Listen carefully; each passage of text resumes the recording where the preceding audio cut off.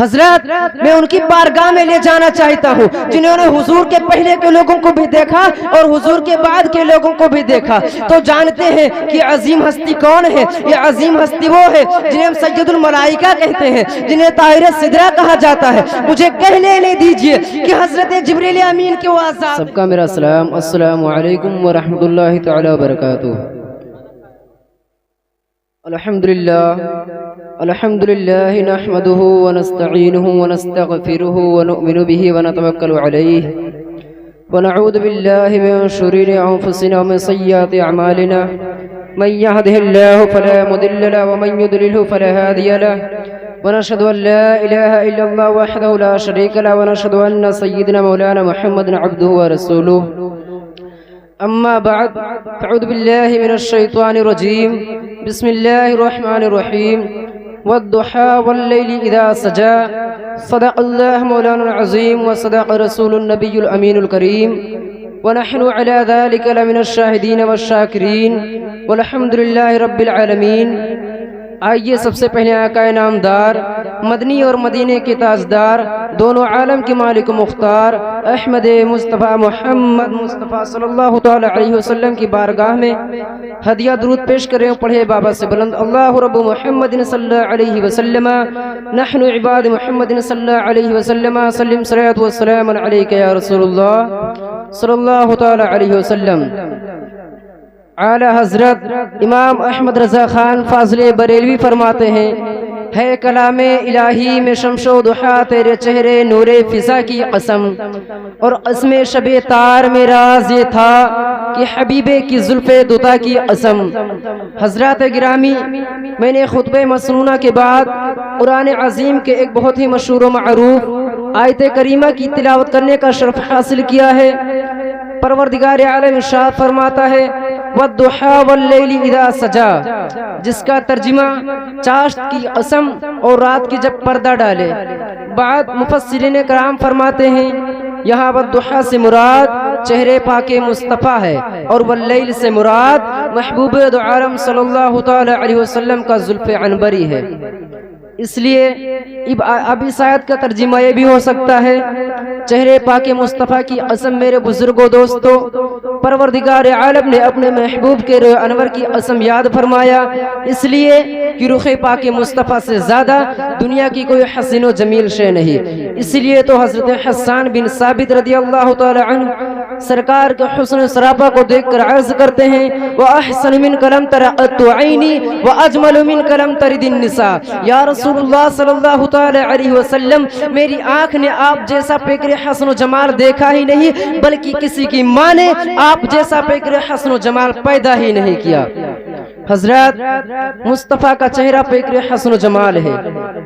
حضرات، آپ نے دیکھا کہ حضرت حسان بن ثابت سے لے کر حضرت ابو بکر صدیق رضی اللہ تعالی عنہم تک یہی فرما رہے ہیں کہ رسول صلی اللہ تعالی علیہ وسلم سے بڑھ کر کوئی خوبصورت نہیں، کوئی حسین و جمیل نہیں۔ اب یہاں سوال کرنے والا سوال کر سکتا ہے، سوچنے والا سوچ سکتا ہے، اعتراض کرنے والا اعتراض کر سکتا ہے کہ حضرت ابو بکر صدیق رضی اللہ تعالی عنہ، حضرت حسان بن ثابت رضی اللہ تعالی عنہ، حضرت جابر بن سمرہ رضی اللہ تعالی عنہ اور دیگر صحابہ کرام نے کیسے فرما دیا کہ رسول صلی اللہ تعالی علیہ وسلم سے بڑھ کر سارے کائنات میں کوئی حسین و جمیل نہیں، جبکہ ان صحابہ کرام رضوان اللہ علیہم اجمعین نے ساری کائنات کو اور پوری دنیا کو دیکھا ہی نہیں۔ ہاں، ہو سکتا ہے کہ مکہ اور مدینے میں رسول صلی اللہ تعالی علیہ وسلم سے بڑھ کر کوئی حسین و جمیل نہ ہو، یہ تو ممکن ہے کہ عرب میں سرور دو عالم صلی اللہ تعالی علیہ وسلم سب سے زیادہ خوبصورت ہوں گے، مگر وہ یہ کیسے کہہ سکتے ہیں کہ ان سے بڑھ کر کوئی حسین و جمیل نہیں؟ مثلا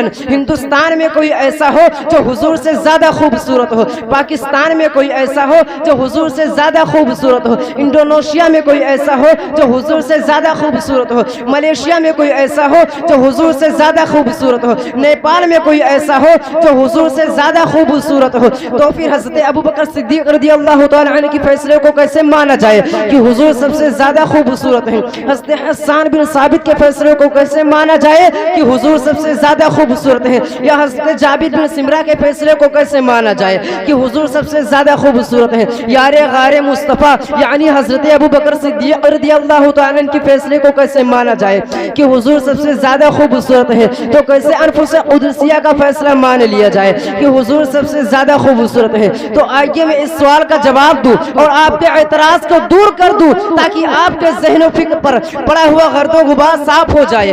آئیے میں آپ کو ایک ایسے عظیم ہستی کی بارگاہ میں لے چلوں جنہوں نے مکہ کے لوگوں کو بھی دیکھا ہے، مدینہ کے لوگوں کو بھی دیکھا ہے، کویت کے لوگوں کو بھی دیکھا ہے، لیبیا کے لوگوں کو بھی دیکھا ہے، چین اور جاپان کے لوگوں کو بھی دیکھا ہے، پاکستان کے لوگوں کو بھی دیکھا ہے، ہندوستان کے لوگوں کو بھی دیکھا ہے۔ میں ان کی بارگاہ میں لے جانا چاہتا ہوں جنہوں نے دنیا کے کونے کونے، خطے خطے، گوشے گوشے کو دیکھا ہے۔ میں ان کی بارگاہ میں لے جانا چاہتا ہوں جنہوں نے اولین کو بھی دیکھا ہے اور آخرین کو بھی دیکھا ہے۔ میں ان کی بارگاہ میں لے جانا چاہتا ہوں جنہوں نے حضور سے پہلے کے لوگوں کو بھی دیکھا ہے اور حضور کے بعد کے لوگوں کو بھی دیکھا ہے۔ حضرات میں ان کی بارگاہ میں لے جانا چاہتا ہوں جنہوں نے حضور کے پہلے کے لوگوں کو بھی دیکھا اور حضور کے بعد کے لوگوں کو بھی دیکھا۔ تو جانتے ہیں کہ عظیم ہستی کون ہے؟ یہ عظیم ہستی وہ ہے جنہیں ہم سید الملائکہ کہتے ہیں، جنہیں طاہر صدرہ کہا جاتا ہے۔ مجھے کہہ لینے دیجئے کہ حضرت جبریل امین کے وہ آزاد ہیں جنہوں نے حضرت آدم کو بھی دیکھا ہے، حضرت نوح کو بھی دیکھا ہے، حضرت اسماعیل کو بھی دیکھا ہے، حضرت اسحاق کو بھی دیکھا ہے، حضرت یعقوب کو بھی دیکھا ہے، حضرت زکریا کو بھی دیکھا ہے، حضرت یحییٰ کو بھی دیکھا ہے۔ لیکن خود حضرت جبریل امین فرماتے ہیں قلبت الارض مشارقہ و مغاربہا فلم ارى مثل محمد، یا رسول اللہ صلی اللہ علیہ وسلم میں نے روئے زمین کے مشارق و مغارب کو، کائنات کا گوشہ گوشہ دیکھا ہے، دنیا کا چپا چپا دیکھا ہے، مگر خدا کی قسم آپ کی طرح کسی کو نہ پایا، آپ کی طرح کسی کو نہ دیکھا، بلکہ یہی بولے صدرہ والے چمنے جہاں کے تھالے سبھی میں نے چھان ڈالے، تیرے پائے کا نہ پایا، تجھے یک نہ ایک بنایا، تجھے حمد ہے خدایا، تجھے حمد ہے خدایا۔ حضرات میرے سرکار کا چہرہ یقیناً مثل آئینہ ہے۔ حضرات جب حضرت جابر نے جب چہرے مصطفیٰ کو دیکھا تو کہا حضور سب سے زیادہ حسین۔ حضرت ابو ذر نے جب چہرے مصطفیٰ کو دیکھا تو کہا حضور سب سے زیادہ حسین۔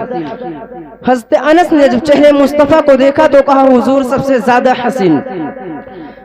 حضرت فاطمہ فرماتی ہے میرے ابا چاند سے زیادہ حسین۔ حضرت عائشہ فرماتی ہے میرے ابا چاند سے زیادہ حسین۔ اور حضرت آمنہ فرماتی ہے میرا لال سارے کائنات سے زیادہ حسین۔ اسی لیے تو کسی شاعر نے کیا خوب لکھا ہے، نہ چاند جیسا ہے نہ آفتاب جیسا ہے، کہ نہ چاند جیسا ہے نہ آفتاب جیسا ہے، نبی کا چہرہ ہے ام الکتاب جیسا ہے، اور تمام عالموں کا کو دیکھ کر آئے نظر، ملا نہ کوئی رسالت مآب کے جیسا۔ حضرات حضرت مولا علی فرماتے ہیں میں نے آقا سے بڑھ کر کسی کو خوبصورت دیکھا ہی نہیں۔ حضرت عثمان غنی فرماتے ہیں میں نے آقا سے بڑھ کر کسی کو حسین و جمیل دیکھا ہی نہیں۔ حضرت عمر فاروق اعظم کہتے ہیں میں نے آقا سے بڑھ کر کسی کو خوبصورت دیکھا ہی نہیں۔ یار غار مصطفیٰ یعنی حضرت ابوبکر صدیق رضی اللہ تعالی عنہ یہی فرماتے ہیں کہ میں نے آقا سے بڑھ کر کسی کو خوبصورت دیکھا ہی نہیں۔ یار غار مصطفیٰ یعنی حضرت ابوبکر صدیق رضی اللہ تعالی عنہ ایک روز بارگاہ رسول میں حاضر ہوئے اور کہنے لگے یا رسول اللہ صلی اللہ تعالی علیہ وسلم میں نے میرے نزدیک آپ سے بڑھ کر کوئی خوبصورت دیکھا ہی نہیں۔ سرکار نے فرمایا اے پیارے صدیق صدقتا تمہارا کہنا درست ہے۔ اسی طرح ابو جہل بھی بارگاہ رسول میں ایک روز حاضر ہوا اور کہنے لگا اے محمد بن عبداللہ میرے نزدیک تم سے زیادہ کوئی بدصورت نہیں۔ سرکار نے فرمایا اے ابو جہل صدقتا تمہارا کہنا بھی درست ہے۔ یہ سن کر صحابہ کرام حیران ہو گئے اور بارگاہ رسول میں کہنے لگے یا رسول اللہ صلی اللہ تعالی علیہ وسلم بھلا دونوں باتیں کیسے صحیح ہو سکتی ہیں؟ سرکار نے فرمایا اے میرے صحابہ میں مثل آئینہ ہوں اور آئینہ میں جو جیسا ہوتا ہے ویسا ہی نظر آتا ہے۔ ابو بکر کیونکہ خود خوبصورت ہے اسی لیے میں انہیں خوبصورت نظر آیا، اور ابو جہل بڑا بدصورت ہے اسی لیے میں انہیں بدصورت نظر آیا۔ تو اے دیکھنے والوں اگر رسول کو دیکھنا چاہتے ہو तो अबू जहल की नजर से मत देखो, अबू लहब की नजर से मत देखो, उतबा और शैबा की नजर से मत देखो। अगर रसूल को देखना चाहते हो तो अबू बकर की नजर से देखो, अगर रसूल को देखना चाहते हो तो उमर फारूक आजम की नजर से देखो, अगर रसूल को देखना चाहते हो तो मौला अली की नजर से देखो, अगर रसूल को देखना चाहते हो तो इश्क की नजर से देखो, अगर रसूल को देखना चाहते हो तो मोहब्बत की नजर से देखो, तो रसूल तुम्हें अच्छे भी नजर आएंगे और पेकरे हसन जमाल भी नजर आएंगे। हजरत, अब मैं अपनी गुफ्तगू यहीं से ख़त्म कर रहा हूँ। हमारे बोलने में, आप लोगों को सुनने में जो भी लफ्ज़ों की गलतियाँ की खामी हो गई, मौला तबारक व तआला की बारगाह में दुआ है कि मौला उन्हें माफ़ अता फरमाए। व मौला इन्ना इल्लल बलाग। अस्सलामु अलैकुम। सुभान अल्लाह।